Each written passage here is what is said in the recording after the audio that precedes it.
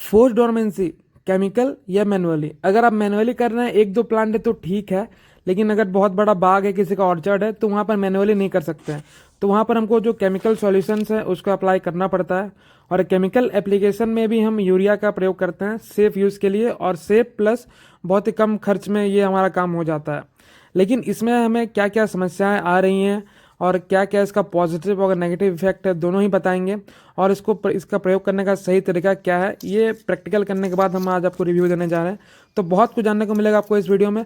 So a lot to know, a lot to discuss as always. But before we begin, मैं पूछूंगा आपको एक simple सा question कि जब भी हम किसी पेड़ पौधे में कट लगाते हैं उसका हमें सिस्टमैटिक फंजीसाइड का प्रयोग करना चाहिए या कॉन्टैक्ट फंजीसाइड का प्रयोग करना चाहिए।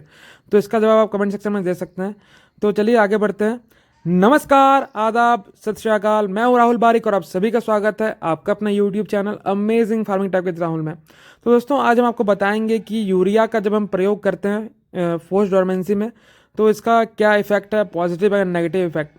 पॉजिटिव इफेक्ट तो हमारे लिए ये है कि जहाँ पर भी वार्म विंटर्स हैं, यानी कि ठंड में उतनी ठंड नहीं होती है जितनी ठंड चाहिए होती है पौधों को, तो वहाँ पर हमें फोर्स डोरमेंसी अप्लाई करना होता है, जिससे कि पौधे जो चिल आवर्स का एक्विजिशन है वो अच्छे से कर पाएँ और जिससे हमें बेहतरीन फ्लावरिंग फ्रूटिंग देखने को मिले। तो जब हम यूरिया का एप्लीकेशन करते हैं तो हमने बताया था 2-3 डोजेस में हम कर सकते हैं। सबसे जो सेफ डोज होता है वो 50 ग्राम पर लीटर है, या फिर आप उसको 60 ग्राम या 80 ग्राम पर लीटर तक भी आप सॉल्यूशन बना के स्प्रे कर सकते हैं।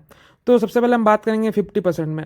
50% में पॉजिटिव इफेक्ट ये है कि इसमें पत्ते झड़ने शुरू होते हैं, पीले होने लगते हैं पत्ते, फिर गिरते हैं। नेगेटिव इफेक्ट इसका ये है कि इसमें सारे पत्ते नहीं झड़ते हैं, ठीक है। तो ये इसका नेगेटिव इफेक्ट है कि बहुत ज़्यादा इफेक्ट हमको देखने को नहीं मिलता है पत्ते गिरने के लिए।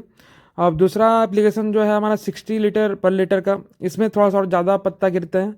और 80 ग्राम्स पर लीटर का, तो उसमें और भी ज़्यादा पत्ते गिरते हैं, या फिर कह सकते हैं कि अधिकतर पत्ते गिर ही जाते हैं, ठीक है।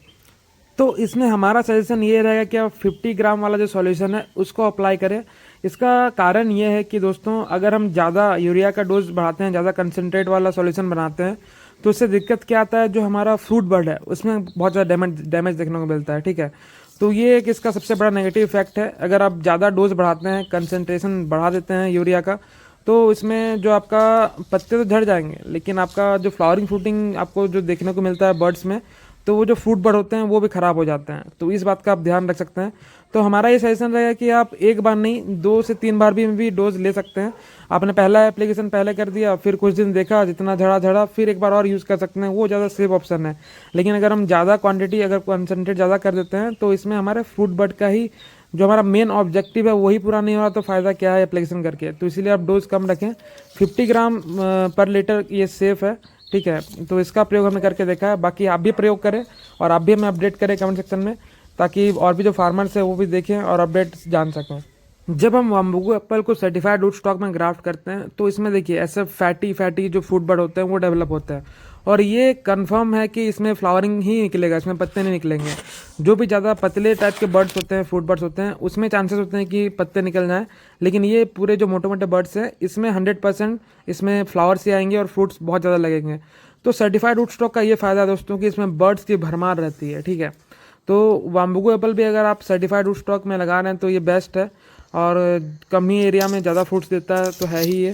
और साथ ही ये ऐसे अगर मोटे मोटे बर्ड्स बन रहे हैं आपके भी, तो ये हमने सीडलिंग में हल्का कम देखने को मिलता है इस तरीके की बर्ड फॉर्मेशन। इसलिए हम हमेशा सर्टिफाइड रूट स्टॉक को ज़्यादा तवज्जो देते हैं, क्योंकि इसमें क्या है कि फ्रूट की क्वांटिटी एंड क्वालिटी दोनों ही मेंटेन हो सकती है, और बहुत ही अच्छे से मेंटेन होती है। तो दोस्तों, आप भी अपडेट कर सकते हैं हमें, और आपको आज की जानकारी कैसी लगी आप कमेंट करके बता सकते हैं। धन्यवाद।